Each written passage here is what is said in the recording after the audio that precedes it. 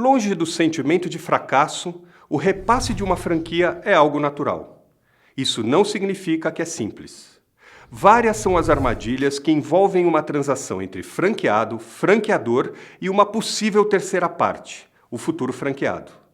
Um assunto complexo que, quando bem explicado, é revelador para todos. É isso que você vai ter no Bastidores do Franchising com o advogado especializado em franquias Sidney Amendoeira.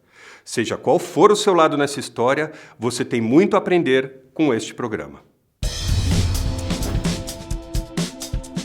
Para o franchising norte-americano, o repasse faz parte do negócio. Eles acreditam muito mais que isso é natural. Aqui no Brasil é um pouco diferente. Nós estamos aqui com o Sidney Amendoeira. Tudo bem, Sidney? Prazer em tê-lo aqui. Tudo bem, prazer é meu. Ele é advogado, especializado na área de franchising. Isso. E eu gostaria que você me dissesse por que o brasileiro encara tão mal o repasse. Eu acho que o brasileiro, Cláudio, encara o repasse como um fracasso, né? Ele fracassou talvez na escolha do franqueado, talvez ele não auxiliou devidamente o franqueado a escolher o ponto, ou talvez ele não teve a habilidade de manter um suporte adequado para aquele franqueado, ou esse fracasso é do próprio franqueado, né? Que não soube exercer a atividade de maneira correta, não soube administrar o negócio.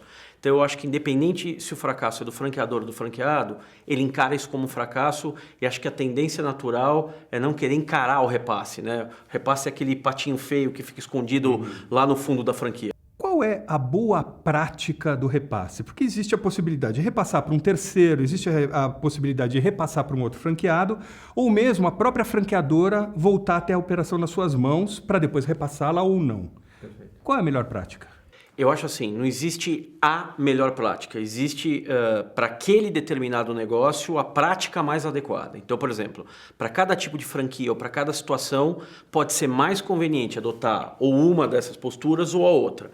Então, por exemplo, vamos imaginar que o franqueado ele administrava muito mal o negócio, Cláudio. Certo. Então, se a franqueadora identificar que aquele repasse é oriundo de uma má administração do franqueado e que aquela unidade realmente é muito rentável e ela é uma boa unidade, pode ser interessante para a franqueadora se ela tiver dinheiro também, né? Porque também nós temos que ver se ela está numa situação econômica adequada para isso. Ela trazer de volta para dentro do portfólio. Operação para ela própria. Para ela própria, comunidade própria. Esse é um cenário. Se ela identificar que o problema é outro, se ela achar que ela precisa de um melhor operador e que talvez ela não vá dar a melhor operação para aquele negócio, porque tem uma coisa, né, Cláudio? Uma coisa é ser franqueador, a outra coisa é você estar lá operando o dia a dia, né? Não, e às vezes a pessoa está distante, né? Quer dizer, tem toda a questão logística de conhecer a comunidade e tal. E talvez não seja adequado para a franqueadora reassumir, ou por falta de dinheiro, ou porque você está colocando uma questão de distância, não importa. Ela acha que não é adequado naquele momento trazer mais uma unidade para ela, né? Porque talvez até para administrar isso seja complicado. Então ela vai buscar isso ou dentro da própria rede, certo, ou ela vai buscar fora. Certo. De modo geral, Cláudio, é engraçado isso, né? Com a vivência que eu tenho, ela vai buscar fora no primeiro momento. Parece o contrário, né? Mas eu vejo muito mais repasses para fora do que repasses para dentro. Existe uma pedra no caminho do repasse que não é uma pedra daqui, ela é uma pedra em todo o sistema de franchising no mundo, que é a avaliação. Isso, né? Isso é um problema muito sério. Como é que se resolve esse problema? Como é que se diz? Porque assim, eu imagino, eu quero vender, você quer comprar? Nós temos dois preços aqui. Não, e tem a franqueadora no meio, né? E tem a franqueadora no meio. Não são só dois preços, talvez tenha três, né? Como é que faz? Pô, difícil, Cláudio. Acho que essa é de longe a melhor pergunta que você podia fazer sobre um repasse, porque assim, o franqueado é muito engraçado, né? O franqueado ele vai querer vender a unidade, ou ele vai fazer uma avaliação própria do negócio, ou ele vai me sair com uma que é a que eu quero morrer quando fazem isso, que é aquela assim, ele pega o investimento. O faturamento. Não, se fosse isso ainda estava bom, Cláudio. Geralmente eles fazem o seguinte: eu investi tanto lá atrás, eu aplico GPM e hoje esse tanto me dá outro tanto. Aí eu quero isso aqui. Como assim, meu caro? Você não pode pegar um investimento de 5 anos atrás, todo o tempo que você administrou o negócio, corrigir, porque isso não é uma... Isso não é caderneta de poupança. Não é caderneta de poupança, né? Uhum. Cadê o risco do negócio? Tem N variáveis que tem que ser levado em consideração. E o pessoal não leva isso em consideração, Cláudio. Uhum. Então, assim, a gente parte de uma primeira premissa que o franqueado sempre quer mais do que o negócio vale. Então, a primeira coisa é o franqueador, né, tentar educar no bom sentido, ensinar o franqueado a lidar com isso, a lidar com esse momento do repasse, para ele entender também o quê? Para ele entender como avaliar o negócio dele e não me sair com uma teoria dessa de aplicação de caderneta de poupança. Mas, por outro lado, também, quem desdenha quer comprar, né? É o que diz o ditado popular.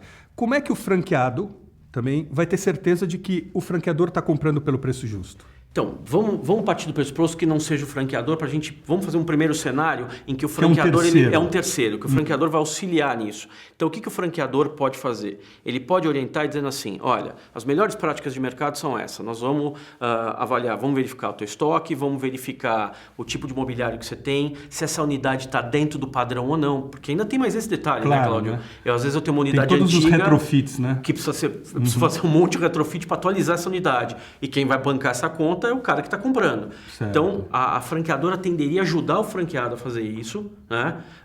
E chegando num denominador comum, nós vamos buscar no mercado para ver se tem alguém que pague, né? Que tem mais essa também, né, Cláudio? Eu preciso ver se alguém naquele momento está disposto a pagar aquele preço.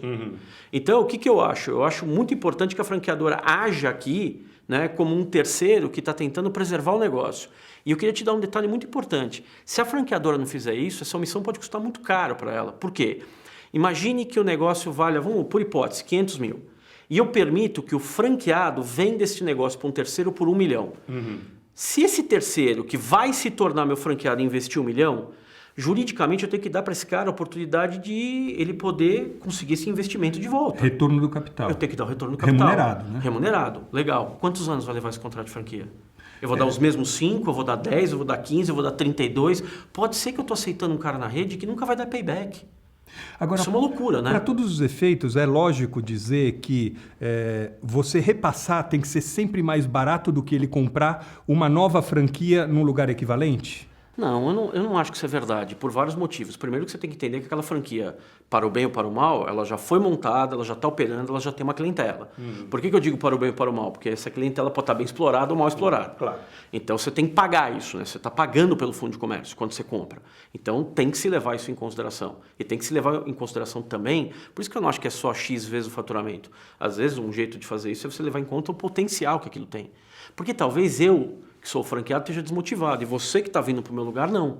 Você é um cara que está super motivado, você é um cara que está afim, né? Você tem de novo sangue nos olhos. Porque entenda uma coisa, eu queria voltar na tua primeira pergunta. Eu não repasso só porque eu fracassei, né? Eu posso estar indo bem.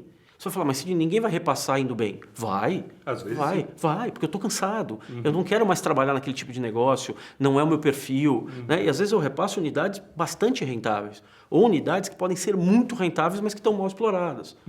Então, eu acho que tudo isso tem a ver, entendeu, Cláudio? Então, assim, quando você pensar na franqueadora, eu acho que o primeiro papel que ela tem que fazer é esse de orientação.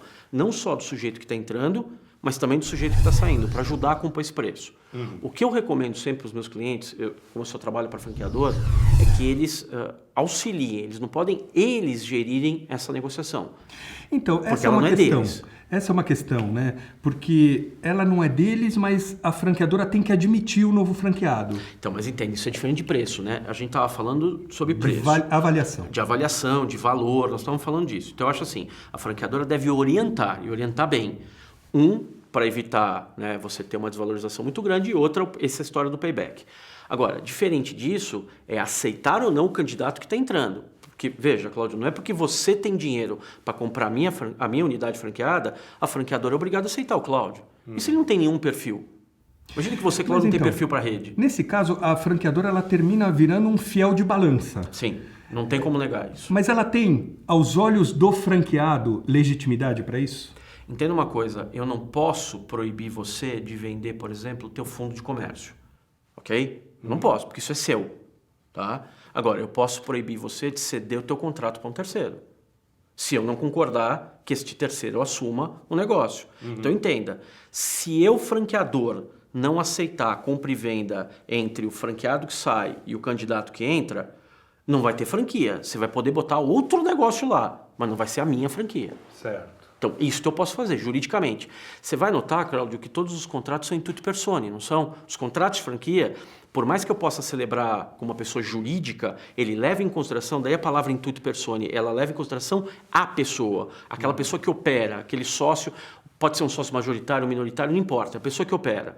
Então, o Cláudio, pessoa física, tem a empresa XPTO Limitada, ok? Certo. Perfeito. Não é porque eu contratei com a XPTO Limitada que eu poderia fazer o seguinte, você, Cláudio, cede suas cotas para o Sidney. Ah, não pode fazer. Não pode. Por quê? Certo. Porque seria um jeito de burlar você fazer um repasse de maneira indevida. Você concorda comigo? Porque quem é o franqueado? É a XPTO Limitada. Só que o franqueado, pessoa jurídica, não é mais representado pelo Cláudio, é representado pelo Sidney.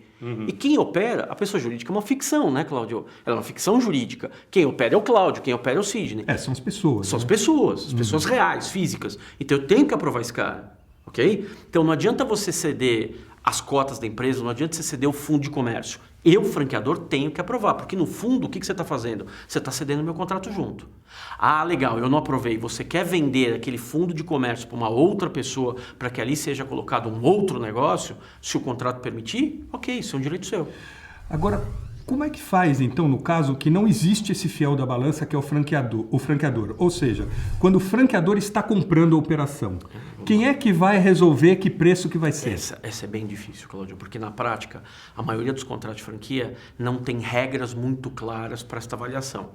Até porque, entenda uma coisa, né? Quando você faz um contrato de franquia, você tira uma fotografia de um determinado momento. Aquele contrato, ele se perpetua no tempo, né? São contratos de trato continuativo. O que acontece? Se eu prefixo uma regra, esta regra hoje pode ser boa. Pode ser que daqui a 5 anos ela seja um desastre ecológico. Para um lado ou para o outro. Para um lado ou para o outro. Ou até para os dois. Né? Ou para os dois. E as pessoas têm muito medo disso. Então, de modo geral, os contratos deixam para a liberdade das partes, para se autogerirem e avaliarem, neste momento, a questão da compra. Tá? Então, de modo geral, vai ser assim. O Cláudio franqueado vendendo para o Sidney franqueador, nós vamos sentar e vamos botar preço no teu negócio.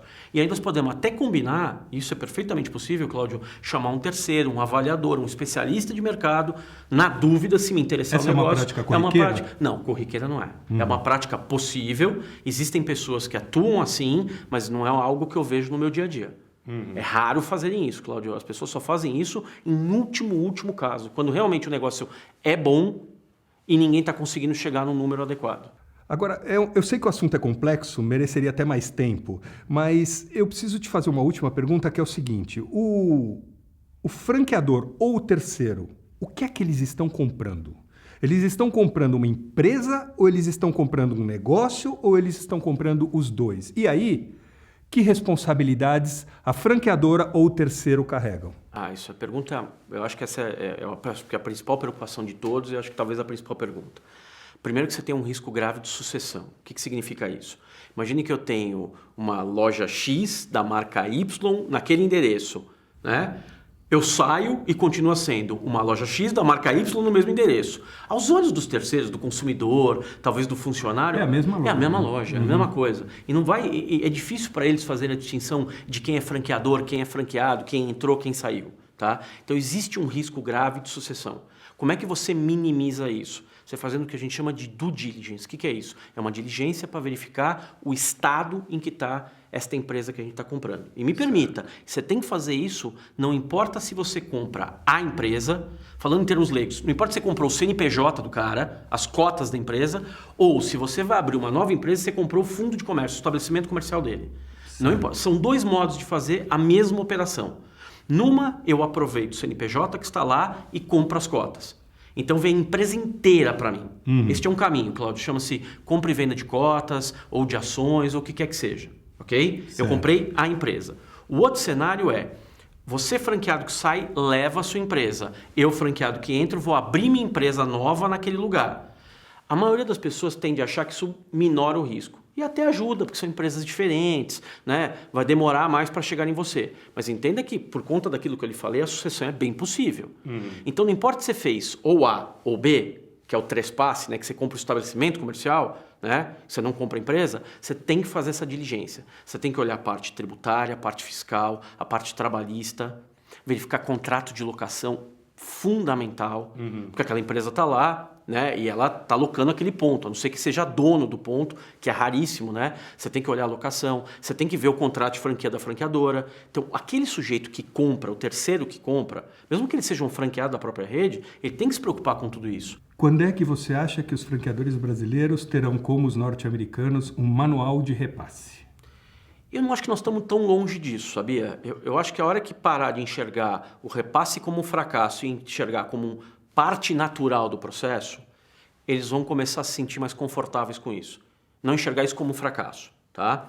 E 2, isso já vem acontecendo.